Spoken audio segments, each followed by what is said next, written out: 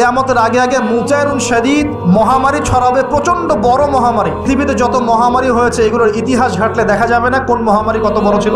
সাম্প্রতিক মহামারী অনেক বড় ছিল। সাম্প্রতিক যে মহামারী চলে গেল এটা পৃথিবীর অন্যতম বড় একটা মহামারী। আমি বলতে পারবো না যে এটাই সেই মহামারী যার কথা নবীজি বলছেন হাদিসে, এমনটা আমি বলতে পারবো না, কেউই বলতে পারবে না, কিন্তু হতেও তো পারে, পারে না? হতে পারে। তবে নবীজি স্পষ্ট বলছেন বাদাহু, মহামারীর পরে আসবে সানাওয়াতু জালাজিল, জালজালার বছরগুলো, সিরিজ ভূমিকম্প হবে বছর জুড়ে। বলি নাউজুবিল্লাহ। কেন হবে? নবীজি বলছেন লা তাকুমুস সাআ, কিয়ামত হবে না হাত্তা ইউকবাদাল ইলম, যতক্ষণ পর্যন্ত না জ্ঞান উঠে যায়। এখন জ্ঞান উঠে যাচ্ছে না। কোরআন সুন্নাহর জ্ঞানকে মানুষ পরোয়াই করে না। মানুষ এখন বস্তুবাদী জ্ঞানকে বেশি প্রাধান্য দেয়। কোরআন সুন্নাহর জ্ঞানকে খুব কম মানুষই প্রাধান্য দিচ্ছে। বেশিরভাগ মানুষ বস্তুবাদী শিক্ষাকে প্রাধান্য দেয়। ইউকবাদুল ইলম, জ্ঞানকে কবজ করে নেওয়া হবে। নবীজি বলছেন এরপর কি হবে? ওয়া তাকসুরা জালাজিল, বেশি বেশি ভূমিকম্প হবে। ওয়া ইয়াতাকারাবুজ জামান, সময় সংক্ষিপ্ত হয়ে আসবে। এখানে অ্যামেজিং বিষয় হচ্ছে কি, প্রত্যেক ভূমিকম্পের সাথে সময় একটু একটু করে সংক্ষিপ্ত হয়। এটা রিসার্চ, সায়েন্সের। কিভাবে? পৃথিবীর ভিতরে একটা জায়গা আছে যেটা উত্তপ্ত, লাভা, এখানে লাভা আছে। কারণ পৃথিবীর ভিতরটা কিন্তু গরম। উপরেরটা আমরা যদিও দেখি এরকম শিলা, পাহাড় ইত্যাদি, পৃথিবীর ভিতরে কিন্তু আছে লাভা, যেটা সবাই মোটামুটি জানেন। এর ভিতরে একটা জায়গা আছে, ইনার কোর বলে জায়গাটাকে, একদম ভিতরে। এখনকার সাম্প্রতিক গবেষণা বলছে যে ভূমিকম্পগুলোর প্রভাবে, পৃথিবীতে যত ভূমিকম্প হয়েছে এর প্রভাবে ইনার কোর আগে যেদিকে ঘুরতো এখন উল্টা দিকে ঘোরা শুরু করেছে। নাউজুবিল্লাহ। মনে রাখবেন কিয়ামতের অন্যতম আলামত কিন্তু সূর্য পশ্চিম দিক থেকে উঠবে আর সময় সংক্ষিপ্ত হয়ে আসবে। নবীজি বলেছেন যে একটা বছর চলে যাবে একটা মাসের মতো, একটা মাস চলে যাবে একটা সপ্তাহের মতো, একটা সপ্তাহ যাবে একটা দিনের মতো, একটা দিন যাবে কেমন, নবী এটাও বলেছেন। নবীজি বলছেন একটা দিন যাবে একটা ঘন্টার মতো। মানে ঘন্টা মানে কি, যে ম্যাচের কাঠি জ্বালাতে যতক্ষণ সময় লাগে এতটুকু সময়ের মধ্যে মিনিট চলে যাবে। কিভাবে হবে এটা আল্লাহ ভালো জানেন। আবার দাজ্জালের হাদিসেও আছে, দাজ্জাল যখন বিশ্বে শাসন করা শুরু করবে তখন 40 দিন সে বিশ্বকে শাসন করবে। কতদিন? 40 দিন। যার প্রথম দিনটা হবে 1 বছরের সমান লম্বা। প্রথম দিন কত বছর? 1 বছর সমান লম্বা। কে জানে পৃথিবীর গতি থেমে যাবে কিনা, থেমে যেতেও পারে। আপনাদেরকে নিউজ দেয়, চায়নাকে নাম তো শুনেছেন। চায়না একটা বাঁধ নির্মাণ করেছে, কৃত্রিম বাঁধ। ওর দেশে একটা কৃত্রিম বাঁধ নির্মাণ করেছে। এটা এত শক্তিশালী বাঁধ, ওখানে এত রড, সিমেন্ট আর এই ম্যাটেরিয়ালস ইউজ করা হয়েছে, যেটা এই পাকিস্তান, তারপরে ইন্দোনেশিয়া, হ্যাঁ, বাংলাদেশ, এই যে দেশগুলো আছে, এই পুরো দেশটাকে, এই পুরো দেশের একটা বড় অংশকে এই কংক্রিটের নিচে ঢেকে ফেলা সম্ভব। এত বেশি কংক্রিট ইউজ করা হচ্ছে, চায়না ইউজ করেছে, ওরা ইউজ করেছে। এবং বিশাল একটা পানির ফ্লো তারা সৃষ্টি করেছে, কৃত্রিম। এটা কিন্তু ম্যানমেড। তো আমি গতকাল রিসার্চ করতে গিয়ে দেখলাম যে তারা বলছে এই বাঁধটা নির্মাণ করার কারণে পৃথিবীর আর্নিক গতির মধ্যে একটা পরিবর্তন চলে আসছে। মানুষের হাতের কামাই দেখেন। আর এখানে কিন্তু দাজ্জালের হাদিস এটাও বলা হচ্ছে যে পৃথিবীর প্রথম দিনটা, দাজ্জালের প্রথম দিনটা হবে 1 বছরের সমান লম্বা। কে জানে, হয়তোবা এমন কিছু হবে মহাবিশ্বে যে পৃথিবীর আর্নিক গতিটার মধ্যে কোনো পরিবর্তন হবে, ঘূর্ণনে কোনো পরিবর্তন দেখা দিবে, হয়তোবা, আল্লাহ ভালো জানে। আজকে থেকে সম্ভবত 15-20 বছর হবে, এরকম সময় হবে। তখন সোনার ভরি ছিল 22,000 টাকা। মনে আছে আপনাদের? হ্যাঁ, 22 থেকে 24-25 হাজার টাকা ভরি ছিল। এখন সোনার ভরি কত? 1 লাখ টাকা, 80,000 টাকা আছে। এখন মনে করেন, বুঝেন, ভালো করে বুঝেন, মনে করেন এখন আমি 1 লাখ টাকা দিয়ে 1 ভরি সোনা কিনলাম। ঠিক আছে, বুঝতে পারতেছেন? 1 লাখ টাকা দিয়ে 1 ভরি সোনা কিনলাম। কিনে আমি সোনাটাকে রেখে দিলাম আমার স্ত্রীর কাছে, যে তুমি এটা রাখো, তোমার কাছে রেখে দাও, 4-5 বছর 10 বছর রেখে দাও। আর আপনি 1 লাখ টাকা দিয়ে সোনা কেনেন নাই, আপনি 1 লাখ টাকাটা 1 লাখ টাকাই রেখে দিস। ঠিক আছে, দুজন ব্যক্তি। একজন, আমি একটু বোকা মানুষ, এই জন্য আমি কি করছি, 1 লাখ টাকা দিয়ে 1 ভরি সোনা কিনে বাসায় রেখে আমার স্ত্রীর কাছে আছে মনে করেন। এখন আপনি অনেক চালাক মানুষ, আপনি মনে করেছেন না এগুলোর দরকার নাই, তা আমি 1 লাখ টাকা ক্যাশই রেখে দিই। এখন 10 বছর পর আপনারটা বের করবো, আমারটা বের করবো। 10 বছর পর আপনারটা আপনি বের করেন, আমারটা আমি বের করি। দেখবেন আমার ওই 1 ভরি সোনার দাম 1 লাখ টাকা থেকে হয়ে গেছে 2 লাখ টাকা। আর আপনার ওই 1 লাখ টাকা 10 বছর পর হয়ে গেছে 80,000 টাকা, 70,000 টাকা, বা আরো কম। তাহলে কে চালাক কে বোকা? এখানে এই পুরো মনিটরি সিস্টেমটা দিয়ে পুরো বিশ্ব জুড়ে, এটা বৈশ্বিক সংকট, পুরো বিশ্ব জুড়ে মানুষের টাকা, শ্রম, এগুলো লুটে পুটে খাওয়া হচ্ছে। এটা হলো ওয়ালা তাবখাসুন নাসা আশিয়াহুম, মানুষের সম্পদ অন্যায়ভাবে ভোগ করুন। এগুলা ইসলামিক কারেন্সি না। এগুলো বোঝাতে এখন ওলামায়ে কেরামদেরকেও বোঝাতে হয় যে এগুলো ইসলামিক কারেন্সি না। রাসূল সাল্লাল্লাহু আলাইহি ওয়াসাল্লামের সময় দিনার আর দিরহাম ছিল। আপনাদের কি মনে আছে আসহাবুল কাহাফ 309 বছর ঘুমিয়েছিল? কত বছর? 309 বছর গুহায় ঘুমিয়ে ঘুম থেকে উঠে বলছে আমরা ক্ষুধার্ত, যাও বাজারে যাও, রুটি নিয়ে আসো। পকেট থেকে কিছু মুদ্রা দিলেন, ওই মুদ্রা নিয়ে এই ছেলেগুলো চলে গেল, গিয়ে খাবার রুটি কিনে নিয়ে আসলো। 309 বছর ঘুমানোর পরেও ওই মুদ্রার মান কমে যায় নাই। কমে গিয়েছিল? তাহলে ওই মুদ্রা কিসের ছিল? কাগজের না অন্য কিছুর?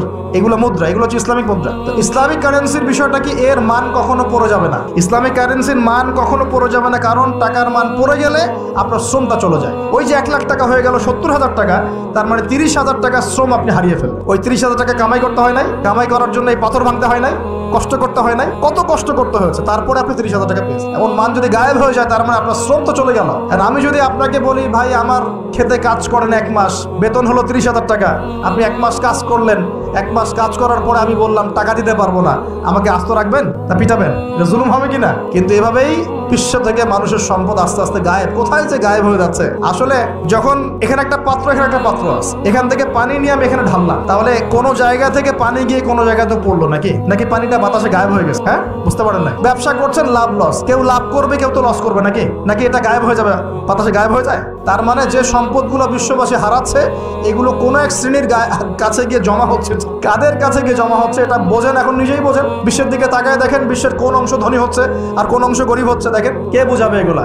ইকোনমিক্স নিয়ে পড়াশোনাই বা করে কয়জন, আর বোঝেই বা কয়জন? আর এগুলো কোরআন সুন্নাহর সাথে মেলাই বা কয়জন? ওয়ালা তাবখাসুন নাস আশিয়াহুম, এই যে আয়াতটা গভীর আয়াত। তোমরা মানুষের সম্পদ অন্যায়ভাবে লুটে পুটে খেও না, যেটা এখনকার বিশ্বের সুন্নত হয়ে গেছে। 3টা পাপের সাথে আরেকটা পাপ ছিল, ওয়াউফুল কাইলা ওয়াল মিজান, এই তোমরা ভালো করে মাপে ওজন ঠিক করে দিবে। কারণ শুআয়ব আলাইহিস সালামের কম ওজনে কম দিত, এখন ব্যবসায়ীরা করে না, ওজনে কম দেয়, মিথ্যা কসম করে পণ্য বিক্রি করে, বলে আল্লাহর কসম ভাই টাটকা জিনিস খান, 3 দিনের বাসি জিনিস খাওয়ায়, করে না এগুলো? বলে খাঁটি ফ্রেশ জিনিস এখন নিয়ে আসলাম বাজার থেকে, অথচ এটা ফরমালিন মাইরে পচায় পচায় মানুষকে খাওয়াচ্ছে। যে খাবার খেলে মানুষের রোগ ভালো হইতো, সেই খাবার খেলে মানুষ এখন অসুস্থ হয়ে যাচ্ছে। কার কারণে হচ্ছে? মাছে ভেজাল, মাংসে ভেজাল, গবাদি পশুতে ভেজাল, চালে ভেজাল, প্লাস্টিকের চাল বের হয়েছে, বেরোনে। আপনারা গ্রামাঞ্চলের মানুষ হয়তো বোঝেন কিনা, কিন্তু শহরে এগুলো খুব চলে। 2 নাম্বারই খুব বেশি। কোনটা খাঁটি কোনটা ভেজাল আপনি খুঁজতে মনে হবে যে মৌমাছির মতো খুঁজতে হচ্ছে। রুট লেভেল থেকে খাবার নিয়ে আসতে হয়, একদম রুট লেভেল থেকে, না হলে বিশ্বাসই হয় না যে খাবারটা খাঁটি না ভেজাল। মাংসে ভেজাল, মাছে ভেজাল, আপনার চালে ভেজাল, ডালে ভেজাল, সবখানে ভেজাল। এই ভেজালগুলো কারা করতেছে? মুসলিমরা না অমুসলিমরা? আস্তাগফিরুল্লাহ। দেখছেন? আর একটা হাদিস স্পষ্ট, সবাই বলে কিনা জানি না, হাদিসটা আমি বলি। সেটা হলো নবী সাল্লাল্লাহু আলাইহি ওয়াসাল্লাম বলেছেন, যখন কোন কওমের মানুষরা এরকম আমানতের খেয়ানত করা শুরু করে, প্রতারণা করা শুরু করে, মাপে কম দেওয়া শুরু করে, মিথ্যা কসম করে পণ্য বিক্রি করা শুরু করে, আল্লাহ পাক ওই কওমের উপরে আল্লাহর গজব, দুর্ভিক্ষ নাযিল করে। তো দুর্ভিক্ষ আমার উপর আসবে না তো কার উপর আসবে? একটা বিষয় খুব অবাক হচ্ছিলাম যে যারা একটু ইসলাম প্র্যাকটিস করার চেষ্টা করছে, ওদের ওখানে ভূমিকম্প কেন? ভূমিকম্প তো আমার উপর হওয়ার কথা ছিল, কারণ আমরা তো দুনিয়ার পাপে লিপ্ত আছি। জেনা, ব্যভিচার, পরকিয়া, পতিতালয়, আল্লাহর সাথে কুফরি, শিরক, মাপে কম দেওয়া, সুবহানাল্লাহ, এগুলো চলছে না আমাদের সমাজে। তাহলে আযাব পাওয়ার যোগ্য কি আমরা হই নাই? আমরা কি আযাব পাওয়ার যোগ্য হই নাই? আল্লাহ ছাড়বেন না, কিন্তু যদি আমরা সতর্ক হয়ে ফিরে না আসি, আল্লাহ পাক ছাড়বেন না, কিন্তু মনে রাখি। আল্লাহ পাক আমাদের সবাইকে শিক্ষা নেওয়ার তৌফিক দান করুন। এখানে শুআয়ব আলাইহিস সালামের কওমের 4টা অপরাধ আমি বলেছি। 1 শিরক, আমার সাথে বলেন। একটা হলো শিরক, যেটা আমি ব্যাখ্যা করে দিলাম, 3 ভাগে হয়, কথায় হয়, কাজে হয়, চিন্তায় হয়। 2 নাম্বার কুফর, যেটা মানে আল্লাহর বিধানকে অস্বীকার করা। 3 নাম্বার হচ্ছে মাপে কম দেয়া, যেটা আমরা এখন অহরহ দিচ্ছি, ভেজাল, পণ্যে ভেজাল, এবং ব্যবসায়ীরা সতর্ক হয়ে যান। আর 4 নাম্বার হচ্ছে কি? মানুষের সম্পদ অন্যায়ভাবে লুটে পুটে খাওয়া। এই যে দুর্নীতি, সুদ, ঘুষ, এগুলোর মধ্য দিয়ে আমরা সবার সম্পদ লুটে পুটে খাচ্ছি। এই 4টা পাপ করতে বলে আল্লাহ পাক কি করেছেন শোনেন। এই 4টা পাপ করতে বলে আল্লাহ রাব্বুল আলামিন কোরআনে, এই আল কোরআনুল কারীমে 4 বার এই আয়াত নাযিল করেছেন। কতবার? 4 বার। মিলও আছে, 4টা পাপ 4 বার আয়াত আল্লাহ পাক নাযিল করেছেন যে ফাকাযযাবুহু, তারা শুআয়বের কওম শুআয়বকে অস্বীকার করলো। ফাকাযযাবুহু ফাআখাযাতহুমুর রাজফাতু ফাসবাহু ফি দারিহিম জাসিমিন।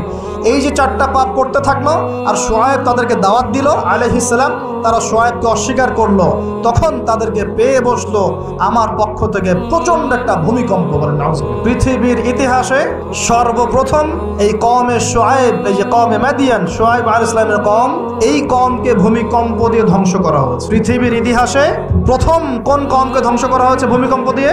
শুআয়ব আলাইহিস সালামের কওম, কওমে মাদিয়ান। কিভাবে? আল্লাহ পাক মেঘ দিয়েছেন, কালো মেঘ। তারা মনে করেছে খুব বৃষ্টি হবে, তারা সবাই এক জায়গায় জড়ো হয়েছে। তার আগে প্রায় 40 দিন পর্যন্ত বৃষ্টি নাই, খুব খরা, ফসল ফলছে না, দুর্ভিক্ষ হচ্ছে। এই যে মাপে কম দিলে দুর্ভিক্ষ হয়, দুর্ভিক্ষ হচ্ছে, কোনো ফসল ফলে না। তখন একদিন আল্লাহ পাক দিলেন কি, এই যে কালো মেঘ। সবাই মনে করলো হ্যাঁ এখন এবার বৃষ্টি হবে, এবার বৃষ্টি হবে, সবাই চলো, খুশি, সবাই খুব উৎফুল্ল। সবাই মিলে জড়ো হলো একটা জায়গায় যেখানে কালো মেঘ জমেছিল। আল্লাহ পাক ওই পুরো জায়গাটাকে ভূমিকম্প দিয়ে ধসিয়ে দিন মাটি। সর্বপ্রথম আল্লাহ পাক ভূমিকম্প দিয়ে ধ্বংস করলেন শুআয়ব আলাইহিস সালামের কওমকে 4টা অপরাধের কারণে। 1, তারা শিরকের পাপে লিপ্ত ছিল। 2, তারা কুফরির পাপে লিপ্ত ছিল। 3, তারা মাপে কম দিত। আর 4, তারা অন্যের সম্পদ অন্যায়ভাবে গ্রাস করে আত্মসাৎ করে। এই 4টা পাপ আমাদের মধ্যে আছে কিনা ভাই? আছে কিনা? এখন নবী সাল্লাল্লাহু আলাইহি ওয়াসাল্লাম আমাদেরকে সতর্ক করছেন, হে আমার উম্মত, তোমাদেরকে আল্লাহ মাফ করে দিবেন তোমরা যদি শিরকের পাপ না করো, কুফরি না করো। লা ইলাহা ইল্লাল্লাহ মন থেকে পড়লে আল্লাহ মাফ করে দিবে ইনশাআল্লাহ। 5 ওয়াক্ত নামাজ ঠিক করে পড়ো, যাকাত দাও, রমজানের সওম রাখো, আমিরের আনুগত্য করো, একে অপরের প্রতি মহব্বত রাখো, ইনশাআল্লাহ আল্লাহ তোমাদেরকে মাফ করে দিবেন।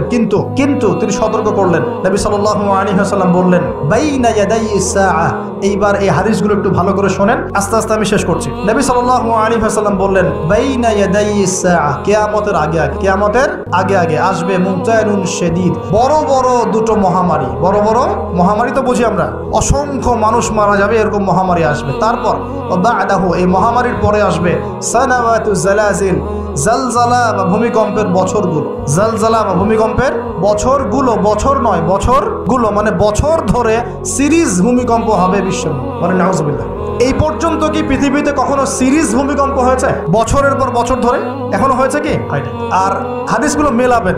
নবীজি বলছেন বাইনা ইয়াদাই সাআ, কিয়ামতের আগে আগে মুনতানুন শাদীদ, মহামারী ছড়াবে, প্রচন্ড বড় মহামারী। পৃথিবীতে যত মহামারী হয়েছে এগুলোর ইতিহাস ঘাটলে দেখা যাবে না কোন মহামারী কত বড় ছিল।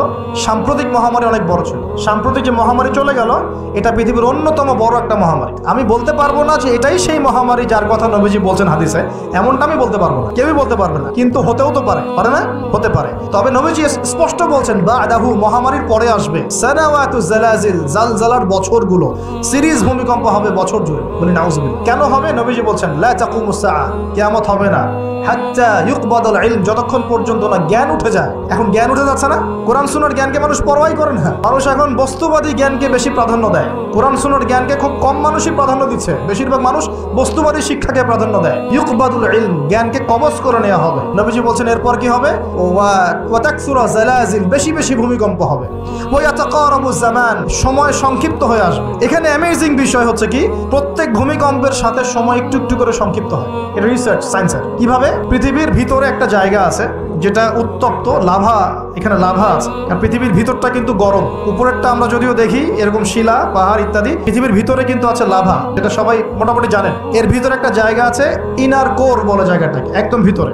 এখনকার সাম্প্রতিক গবেষণা বলছে যে ভূমিকম্পগুলোর প্রভাবে, পৃথিবীতে যত ভূমিকম্প হয়েছে এর প্রভাবে ইনার কোর আগে যেদিকে ঘুরতো এখন উল্টা দিকে ঘোরা শুরু করেছে। নাউজুবিল্লাহ। মনে রাখবেন, কিয়ামতের অন্যতম আলামত কিন্তু সূর্য পশ্চিম দিক থেকে উঠবে আর সময় সংক্ষিপ্ত হয়ে আসবে। নবীজি বলেছেন যে একটা বছর চলে যাবে একটা মাসের মতো, একটা মাস চলে যাবে একটা সপ্তাহের মতো, একটা সপ্তাহ যাবে একটা দিনের মতো, একটা দিন যাবে কেমন, নবী এটাও বলেছেন। নবীজি বলছেন একটা দিন যাবে একটা ঘন্টার মতো। মানে ঘন্টা মানে কি, যে ম্যাচের কাঠি জ্বালাতে যতক্ষণ সময় লাগে এতটুকু সময়ের মধ্যে মিনিট চলে যাবে। কিভাবে হবে এটা আল্লাহ ভালো জানেন। আবার দাজ্জালের হাদিসেও আছে, দাজ্জাল যখন বিশ্বে শাসন করা শুরু করবে তখন 40 দিন সে বিশ্বকে শাসন করবে। কতদিন? 40 দিন। যার প্রথম দিনটা হবে 1 বছরের সমান লম্বা। প্রথম দিন কত বছর? 1 বছর সমান লম্বা। কে জানে পৃথিবীর গতি থেমে যাবে কিনা? থেমে যেতেও পারে। আপনাদেরকে নিউজ দেয়, চায়নাকে নাম তো শুনেছেন। চায়না একটা বাঁধ নির্মাণ করেছে, কৃত্রিম বাঁধ। ওর দেশে একটা কৃত্রিম বাঁধ নির্মাণ করেছে। এটা এত শক্তিশালী বাঁধ, ওখানে এত রড, সিমেন্ট আর এই ম্যাটেরিয়ালস ইউজ করা হয়েছে, যেটা এই পাকিস্তান, তারপরে ইন্দোনেশিয়া, হ্যাঁ, বাংলাদেশ, এই যে দেশগুলো আছে, এই পুরো দেশটাকে, এই পুরো দেশের একটা বড় অংশকে এই কংক্রিটের নিচে ঢেকে ফেলা সম্ভব। এত বেশি কংক্রিট ইউজ করা হয়, চায়না ইউজ করেছে, ওরা ইউজ করেছে। এবং বিশাল একটা পানির ফ্লো তারা সৃষ্টি করেছে, কৃত্রিম। এটা কিন্তু ম্যানমেড। তো আমি গতকাল রিসার্চ করতে গিয়ে দেখলাম যে তারা বলছে এই বাঁধটা নির্মাণ করার কারণে পৃথিবীর আর্নিক গতির মধ্যে একটা পরিবর্তন চলে আসছে। মানুষের হাতের কামাই দেখেন। আর এখানে কিন্তু দাজ্জালের হাদিস এটাও বলা হচ্ছে যে পৃথিবীর প্রথম দিনটা, দাজ্জালের প্রথম দিনটা হবে 1 বছরের সমান লম্বা। কে জানে, হয়তোবা এমন কিছু হবে মহাবিশ্বে যে পৃথিবীর আর্নিক গতিটার মধ্যে কোনো পরিবর্তন হবে, ঘূর্ণনে কোনো পরিবর্তন দেখা দিবে, হয়তোবা, আল্লাহ ভালো জানে। তো আমি বিশ্বাস করি এটা হবে, কিন্তু আমি বলি না কারণে যে মানুষ বলবে যে আপনি এত স্পেসিফিকলি কেমন করে বলতে পারেন। তা আমার বিশ্বাস এরকম কিছু একটা হবে, মহাবিশ্বে এমন কিছু একটা হবে যাতে এই পৃথিবীর গতির মধ্যে একটা পরিবর্তন আসে, না হলে দাজ্জালের একদিন কেমন করে 1 বছরের সমান হতে পারে। সাহাবীরা প্রশ্ন করলেন, ইয়া রাসূলুল্লাহ, আমরা তখন নামাজ কেমন করে পড়বো? নবীজি বললেন, অনুমান করে পড়ে নিবে, তোমরা এস্টিমেট করে অনুমান করে পড়ে নিবে যে কতটুকু সময় পর পর ওয়াক্ত হচ্ছে। তার মানে সাহাবীরা নামাজে তখনও সচেতন ছিলেন। তারপর দেখেন, ওয়ায়াতাকারাবু জামান, নবীজি এটাও বলছেন দাজ্জালের দ্বিতীয় দিনটা হবে এক মাসের সমান, আর তৃতীয় দিনটা হবে 1 সপ্তাহের সমান, বাকি দিনগুলো হবে তোমাদের দিনের মতোই। এটা হবে, বিশ্ববাসী দেখবে এগুলা। বিশ্বের সামনে ভয়ঙ্কর কিছু ঘটনা ঘটা এখনো বাকি আছে, বিশ্বটা এমন থাকবে না। এখন যা দেখছেন সব এমন থাকবে না। নবীজি বলছেন জ্ঞান উঠে যাবে যখন, এটা উঠে যাচ্ছে দিন দিন। মানুষকে এখন শেখানো হচ্ছে মানুষ বানর থেকে সৃষ্টি হয়েছে, এগুলো জ্ঞান, এগুলো জ্ঞান। ইসলামের জাজল্যমান ইতিহাসগুলোকে মানুষ ভুলে যাচ্ছে, এগুলো জ্ঞান। মানুষকে শেখানো হচ্ছে সমকামিতা ভালো জিনিস, এগুলো জ্ঞান। সমকামিতা ভালো জিনিস, এটা ব্যক্তি স্বাধীনতা। শেখানো হচ্ছে মানুষকে যে পর্দা এগুলো কুসংস্কার, পর্দা কি কুসংস্কার, এগুলো জ্ঞান। জ্ঞান কাকে বলে? ওয়ুকবাদুল ইলম, মানে জ্ঞান উঠে যাচ্ছে, কবজ করে নেওয়া হচ্ছে। আর দেখেন আরেকটা হাদিসে আসছে, আল্লাহ পাক কিন্তু কোরআন হাদিসকে তুলে নেবেন না। একটা হাদিসে আসছে, আল্লাহ পাক কোরআন হাদিসকে তুলে নেবেন না, কিন্তু আলেমদের মৃত্যু হবে বেশি বেশি। আলেমদের জান কবজ করার মধ্য দিয়ে আল্লাহ পাক জ্ঞান উঠিয়ে নেবেন। একটু দেখেন না কয়জন আলেম আছে মাঠে, দেখেন তো কয়জন আলেম। আলেম তো অনেকেই আছে আলহামদুলিল্লাহ, কিন্তু বরেণ্য ওলামা যাদের কথা হাজার লক্ষ কোটি মানুষ শোনে, এমন আলেম কয়জন আছে দেখেন। আস্তে আস্তে প্রবীণ আলেমরা সব চলে যাচ্ছে। আর যে প্রজন্ম আমরা তৈরি করছি, এই প্রজন্মের কতজন ইলম অর্জন করে ওই চ্যালেঞ্জ বুকে নিয়ে জাতিকে সংস্কারের জন্য নেমেছে দেখেন একটু। আমাদেরকে দুনিয়া পেয়ে বসেছে। আমাদের চিন্তা হচ্ছে মসজিদ ইমামতি নিয়ে, একটা তারাবি পড়াবো, ইমামতি করবো, একটা মাদ্রাসার মুহতামিম হবো, এতটুকুই আমার চিন্তা স্বপ্ন। কেন স্বপ্ন থাকতে হবে যে আমি আমার জ্ঞান দিয়ে উম্মাকে পরিবর্তন করবো ইনশাআল্লাহ, এবং আল্লাহর জমিনে আল্লাহর দিন প্রতিষ্ঠা করে ছাড়বো ইনশাআল্লাহ। এরকম চ্যালেঞ্জ নেওয়ার মানসিকতা আছে কয়জনের, খেয়াল করে দেখেন। আর হিউজ এই যুব সমাজ যারা জেনারেল লাইনে পড়ছে, তাদের মধ্যে কয়জন আলেম হচ্ছে একটু চিন্তা করুন। আর যারা 2-1 উঠে আসার সুযোগ পাচ্ছে, তাদেরকে আবার মানুষ বুক ভরে রিসিভ করছে না, তারা হেল্প পাচ্ছে না, সহযোগিতা পাচ্ছে না, বরং হিংসার শিকার হচ্ছে, বিদ্বেষের শিকার হচ্ছে, আগ্রহ হারিয়ে ফেলছে। আমি এখানে এসে কি করবো, আমাকে তো বুকে টেনে নেয়ার কেউ নেই, এমন মনে হচ্ছে মানুষের কাছে। তো জ্ঞান উঠে যাবে, কিন্তু শুধু কোরআন সুন্নাহ আল্লাহ পাক তুলে নেবেন না, এমনটা আল্লাহ পাক বলেন নাই। আল্লাহ বলেছেন, তার নবীর মাধ্যমে জানিয়েছেন যে আলেমদের মৃত্যু হবে, সংখ্যা কমে যাবে। সংখ্যা বেড়েছে না কমেছে? আমরা এখন আলেম হই নাই, যে শব্দগুলো আমাদের সামনে ইউজ করা হয়, কসম আল্লাহর, এগুলোর সাথে আমাদের কোনো সম্পর্ক। এখন আমরা শুধু তালেবে ইলম আছি। আর আমি দোয়া করি আমি তালেবে ইলম অবস্থায় থাকতে চাই, কারণ জ্ঞানের কোনো শেষ নাই। দোলনা থেকে কবর, জ্ঞান অর্জন করতেই থাকতে হবে। নবী মুসা আলাইহিস সালাম পর্যন্ত জ্ঞান অর্জন করতে গিয়েছেন খিজিরের কাছে আলাইহিস সালাম, জান নাই? নবী মুসা আলাইহিস সালাম বলছেন আমি সবচেয়ে জ্ঞানী মানুষ, আল্লাহ পাক বলছেন না, তুমি সবচেয়ে জ্ঞানী মানুষ না, ওই যে আমার বান্দা খিজির, ও জ্ঞানী মানুষ। তখন তিনি বলছেন আমি তার সাথে দেখা করতে চাই, জ্ঞান শিখতে চাই। হাল আত্তাবিউকা আলা আন তুআল্লিমানি মিম্মা উল্লিমতা রুশদা, তিনি গিয়ে বলছেন আমাকে কি আপনার সাথে রাখবেন? আল্লাহ পাক আপনাকে যা শিখিয়েছেন তার থেকে কিছু শেখাবেন। কে বলছে? নবী মুসা আলাইহিস সালাম। তো নবী মুসা আলাইহিস সালাম তালেবে ইলম হতে পারেন, আর আমরা কি বিয়া হয়ে গেছি নাকি? তো এই আন্তর্জাতিক খ্যাতি সম্পন্ন হাবি যাবে, এগুলো বয়কট করেন, দরকার নাই, এগুলো কোনো দরকার নাই। এমনি আমরা তালেবে ইলমই থাকতে চাই। আর আমরা শুধু দায়ী মাত্র, আপনাদেরকে হয়তো দাওয়াত দিতে পারবো, কিন্তু ফিকহের কঠিন মাসালাগুলো, গভীরতা, এগুলো আমরা বলতে পারবো না, এগুলো মুফতি সাহেবরা বলতে পারবেন। তো বরেণ্য ওলামায়ে কেরামদের সংখ্যা কিন্তু কমছে। আমরা দোয়া করি আল্লাহ পাক সমস্ত মাজলুম ওলামায়ে কেরামকে মুক্তি দানের ব্যবস্থা করুন, এবং আল্লাহ পাক বাংলার জমিনে আলেমদেরকে দিয়ে ভরিয়ে দিন ইনশাআল্লাহ। আর জাহেলদেরকে আল্লাহ পাক আলেমের জায়গায় আনা থেকে আমাদেরকে হেফাজত করুন বলি। আর আমাদের সবাইকে এই ট্রল পাগল হলে চলবে, ইস্যু পাগল হলে চলবে, সমালোচনা সংস্কৃতি লালন করা যাবে। আপনি মানুষ তৈরি করেন, মানুষ তৈরি করা অনেক কঠিন, নামিয়ে দেওয়া সহজ। আমরা এই জায়গায় আসতে অনেক কষ্ট করতে হয়েছে, কিন্তু নামানো কিন্তু খুব সহজ। একটা ইস্যু দিয়ে নামাতে পারে না, একটা ইস্যু সৃষ্টি করে নামাতে পারেন। এই জায়গায় আসতে কিন্তু অনেক কষ্ট করতে হয়। অতএব আল্লাহর দ্বীনের সাথে গাদ্দারি করলে আল্লাহ পাক ছাড়বেন না, কিন্তু এটা মাথায় রাখবেন। আল্লাহ পাক আমাদের সবাইকে বোঝার তৌফিক দান করুন। নবীজি বলছেন কখন এই ভূমিকম্পগুলো আসবে, সিরিজ ভূমিকম্পগুলো কখন আসবে? যখন জ্ঞান উঠে যাবে এবং জালজালা বাড়বে, ইয়াতাকারাবু জামান, জামানা কাছাকাছি চলে আসবে। আরো বলছেন নবীজি যে তোমাদের মাল সম্পদ বৃদ্ধি পাবে, ফায়াফিদু, এবং মাল সম্পদ উপচে পড়বে তোমাদের। দিন দিন দেখছেন না যে যার স্যান্ডেল কেনার টাকা ছিল না, সে এখন উঁচু উঁচু বিল্ডিং তৈরি করতেছে, দেখেন না? এটাই তো নবী সাল্লাল্লাহু আলাইহি ওয়াসাল্লাম হাদিস জিবরিলে কি বলেছেন? ওয়ানতারাল হুফাতাল উরাতাল আলাতা রিয়াআশ শাইয়া তাতাওয়ালুনা ফিল বুনিয়ান। নবীজি বলেন কিয়ামতের অন্যতম নিদর্শন হচ্ছে সমাজের নগ্ন পদের খালি গায়ের রাখাল শ্রেণীর মানুষ উঁচু উঁচু বিল্ডিং নির্মাণের প্রতিযোগিতা করবে। এমনটা হচ্ছে না? সম্পদ বাড়ছে মানুষের, এটাও একটা কিয়ামতের সাইন। নবীজি আরো বলেন ওয়াজাহরাতিল কায়নাত ওয়াল মুগান্নিয়াত, এবং বেশি বেশি বাদ্যযন্ত্র এবং নায়িকা নর্তকী, এগুলো সংখ্যা বাড়ছে না? এগুলো বাড়ছে। এই সময়ে নবী সাল্লাল্লাহু আলাইহি ওয়াসাল্লাম বলছেন যে এই জালজালাগুলো আসতে থাকবে। এটা একটা হাদিস। একটাতে আসছে যে নবী সাল্লাল্লাহু আলাইহি ওয়াসাল্লাম বলেছেন লা ইয়াশরাবান্না নাস মিন হাযিহিল উম্মাহ আল খামর, আমার উম্মতের মধ্যে কিছু মানুষ মাদক দ্রব্য পান করবে, সবাই না, কিছু মানুষ মাদক দ্রব্য পান করবে, ওয়া ইউসাম্মুনাহা বিগাইরি ইসমিহা, এবং সেই মাদকের নাম তারা পরিবর্তন করে খাবে। খাচ্ছে না মানুষ এখন মাদককে মদকে মদ বলছে না। এই যে তোমরা টাইগার খাও কেন, স্পিড খাও কেন, এগুলোর মধ্যে অ্যালকোহল নাই, দিব্যি বাচ্চাদেরকে এগুলো খাওয়াচ্ছে অনেকে দেখা যায়। আপনারা কি পাগল হয়ে গেছেন নাকি? এগুলোর মধ্যে এমন ক্ষতিকর উপাদান আছে যেগুলো দিয়ে মানুষের কিডনি ড্যামেজ হয়ে যায়। দিব্যি রোজার মাসে রমজান রোজা খুলেই একেবারে সিগারেট হাতে নিয়ে একদম এগুলো খাওয়া শুরু করে। এগুলোর মধ্যে মাদকদ্রব্য আছে। যে পানীয়র মধ্যে যার্রা পরিমাণ মাদকদ্রব্য থাকবে সেটাও মাদক, মনে রাখবেন। স্মোক করো, স্মোকটাকে অনেকে মাদক মনে করে না, তাই না? স্মোকিংটাকে অনেকে মাদক মনে করে না, মনে করে মাকরু মনে হয়। মাকরু মানে কি? মাকরু মানে কি ভালো? মাকরু মানে কি? মাকরু মানে কি? কোরআনে সূরা বানু ইসরাঈল খুলে দেখেন, বড় বড় কিছু পাপের কথা মেনশন করে আল্লাহ পাক বলছেন এই পাপগুলো ছেড়ে দাও, এই পাপগুলো আল্লাহর কাছে মাকরু, এই পাপগুলো আল্লাহর কাছে অপছন্দের পাপ। এটা কি মাকরু মানে কি জায়েজ করে নেওয়া? সিগারেট খাওয়া বন্ধ করেন, ওয়াদা করেন আমার সাথে যে আজকে থেকে কোনোদিন সিগারেটে হাত দিবেন ইনশাআল্লাহ। কোনো প্রকার এইসব টাইগার মাইগার স্পিড খাবেন, এসব ভালো জিনিস না, ভালো কিছু খান না, ভালো কিছু খান। আর অনেকে দেখা যায় যে জর্দা খাওয়া শুরু করেছে। কেন? এটাও কি সুন্নত নাকি? কি দরকার আছে ভাই? এতটুকু খাইলে হয়তো নেশা হয় না, বুঝলাম, এতগুলো জর্দা একবারে খান দেখি, খাওয়া যাবে? খামরের মূলনীতি কি? যার বেশি খেলে নেশা হয় তার অল্প খাওয়া হারাম। মনে করেন এখানে যতটুকু পানি আছে এতটুকু খেলে, এতটুকু মাদক খেলে কারো নেশা হচ্ছে না, কিন্তু এতটুকু খেলে নেশা হচ্ছে। তার মানে কি এতটুকু খাওয়া জায়েজ, এতটুকু খাওয়া হারাম, নাকি পুরোটাই হারাম? এটা বোঝার জন্য কি মুফতি হওয়ার দরকার আছে? আপনি বুঝতে পারছেন? অতএব এই যাবতীয় মাদক দ্রব্য থেকে দূরে থাকতে হবে, না হলে ভূমিকম্প আসবে। কিন্তু ভূমিকম্প আসবে। আর মাদক দ্রব্য নিয়ন্ত্রণ অধিদপ্তর দিয়ে শুধু মাদক নিয়ন্ত্রণ করা যাবে না, মানুষের ঈমান আকীদার পরিবর্তন দরকার। মানুষের মধ্যে আল্লাহর ভীতি জাগ্রত করতে হবে, তাহলে মানুষ অটোমেটিক মাদক ছেড়ে দিবে ইনশাআল্লাহ। আমরা কি যুবক ভাইদের কাছে ওয়াদা নিতে পারি ইনশাআল্লাহ তাআলা জীবনেও কোনোদিন মাদক খাবো না, জীবনে কোনোদিনও মাদকের ধার কাছে যাবো না ইনশাআল্লাহ। আল্লাহ পাক সাক্ষী থাকুন, আল্লাহ কবুল করুন, আমিন। প্রিয় ভাইয়েরা, এটা নবীজি বলছেন লা ইয়াশরাবান্না নাস মিন হাযিহিল উম্মতি খামরুন, আমার উম্মতের কিছু মানুষ খামর মাদক পান করবে, ওয়া ইউসাম্মুনাহা বিগাইরি ইসমিহা, এর নাম রাখবে ভিন্ন, অন্য নামে ডাকবে, মাদক বলে ডাকবে না। ইউযাফু আলা রুউসিহিমুল মাআজিফ, মাআজিফ মানে হচ্ছে বাদ্যযন্ত্র। মাআজিফ মানে কি? বাদ্যযন্ত্র। এখন বলেন তো মাথার কাছে বাদ্যযন্ত্র থাকবে মানে কি? কি বুঝলেন? কে বলেছে? ইয়ারফোন, ব্লুটুথ, এই যে আপনি যে মাথায় কানে দিয়ে রাখছেন, মাথায় আছে না? দেখেন নবী সাল্লাল্লাহু আলাইহি ওয়াসাল্লাম কতদিন আগে, 1400 বছর আগে এই হাদিস বলে গেছেন যে ওই সময় আমার উম্মতের একটা অংশ এরকম করে হেডফোন দিয়ে মাথা দিয়ে গান শুনবে, কানের ভিতরে গান মিউজিক চলছে না? ওয়াল মুগান্নিয়াত, এবং তারা গায়িকা নায়িকা নর্তকী নাচায় না মানুষ? শহরগুলোতে গিয়ে দেখেন খালি গায়িকা নর্তকী, শহরে যাওয়া লাগে, ফেসবুক ইউটিউব ঢুকলেই তো দেখা যায়, সবখানেই নাচতে আছে আর কি। কারণ সমাজের একটা বড় ক্ষতি হচ্ছে এদের কারণে, সমাজের একটা বিশাল ক্ষতি হচ্ছে বেপর্দা মেয়ের কারণে। বহু দিনদার পরেশগার যুবক পর্যন্ত ঈমান হারাচ্ছে এদের কারণে।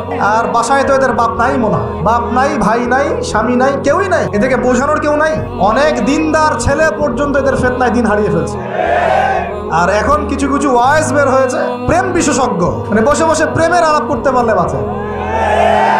আর এগুলো নিয়ে ট্রল করতে করতে ভাইরাল সব ইউটিউব, ফেসবুক, চুলকি সুরসুরি আলাপ করতে ভালো লাগে। এখানে এই হারাম সম্পর্কের ভিত্তি ঘুরাই দিতে হবে। বারবার বলি তোমাদেরকে যে একটা হালাল রিজিকের সোর্স তৈরি করো, তাড়াতাড়ি বিয়ে করে ফেলো। বিয়ে ছাড়া যৌন চাহিদা, লজ্জাস্থানের হেফাজত, এগুলো করার কোনো বিকল্প কোনো পথ নাই। যে পথগুলো দেখা যায় এগুলো হতাশা আরো বাড়াই দিবে। কি আমাদের আলামতের হাদিসগুলো টুকটাক কিছু গবেষণা করেছে। শেষ জামানার এমন হাদিস আসছে যে মানুষ একসময় গরু ছাগলের সাথে জেনা করা শুরু করত। এই সময়টা কিন্তু আসতেছে সামনে থেকে। এক সময় ছিল মানুষ কি করতো জানেন?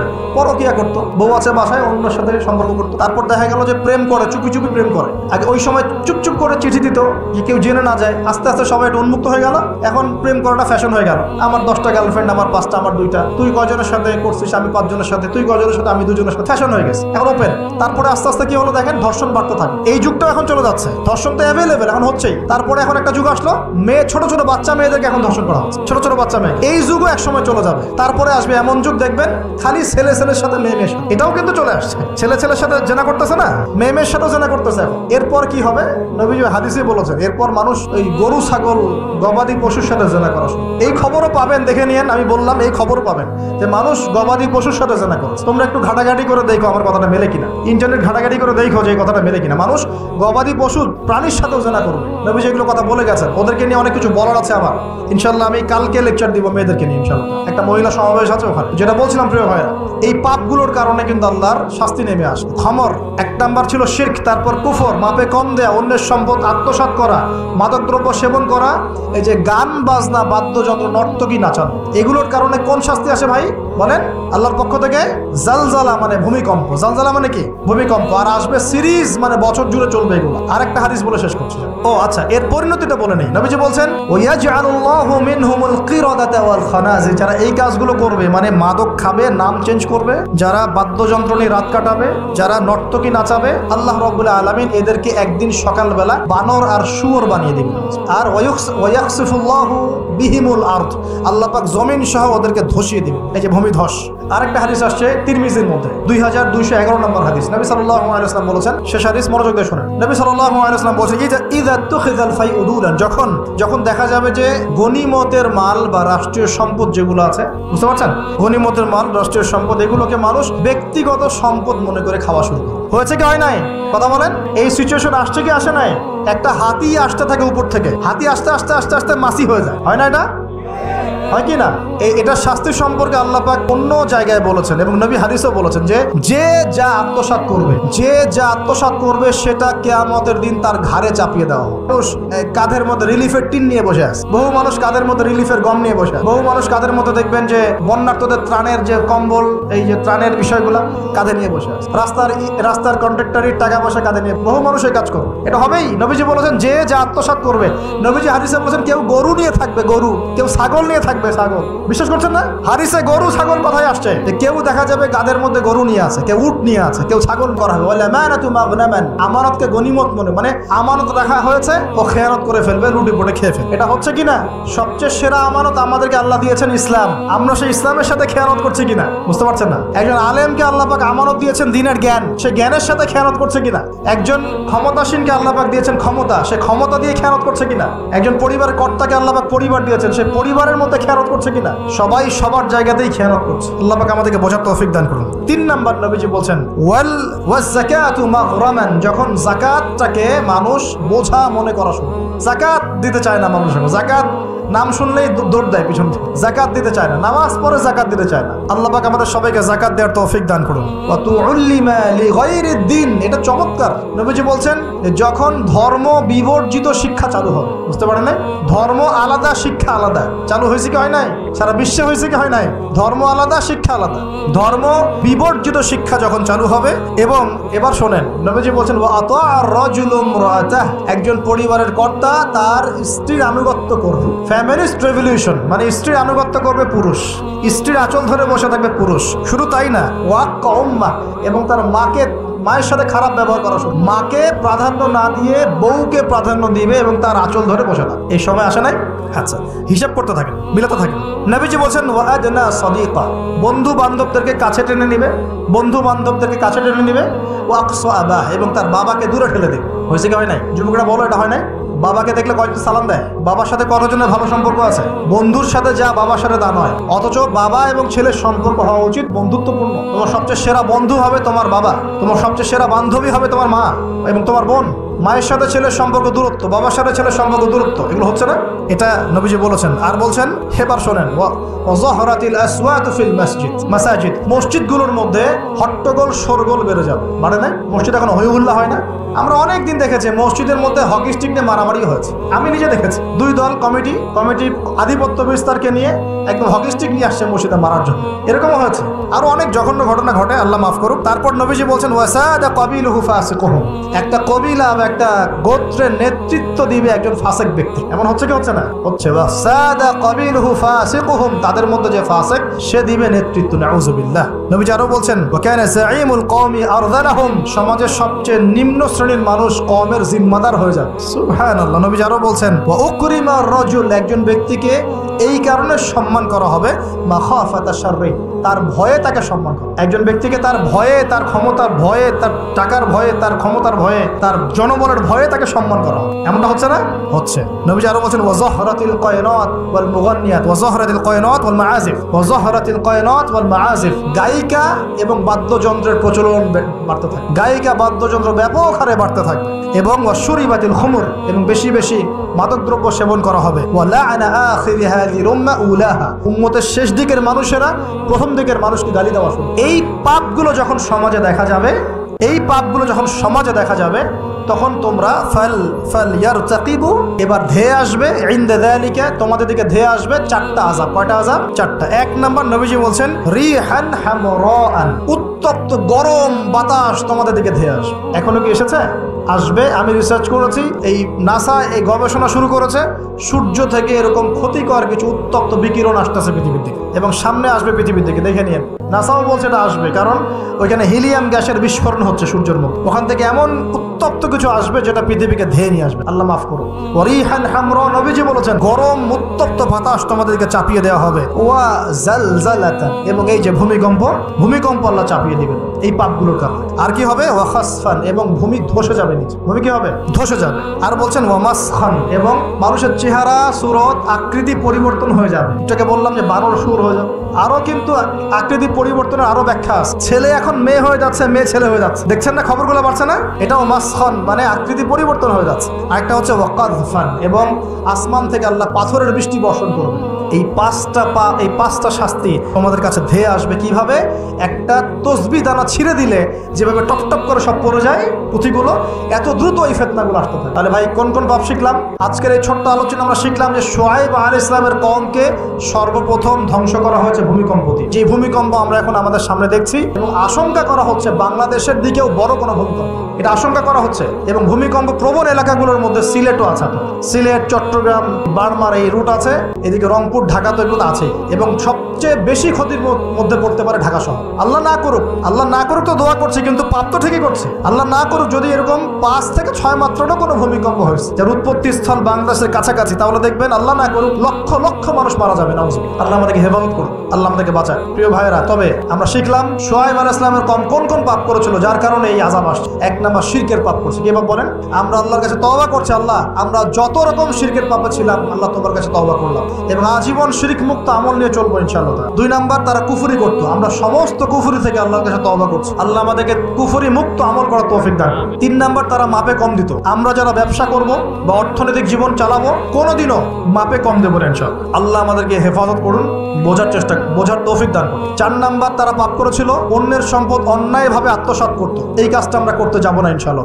আল্লাহ পাক আমাদেরকে হেফাজত করুন বলি আমিন। আর এই উম্মতে মুহাম্মাদিয়া আর কি কাজ করবে যার কারণে এই পাপ আসবে? 1 নাম্বার হচ্ছে, তারা কি করবে?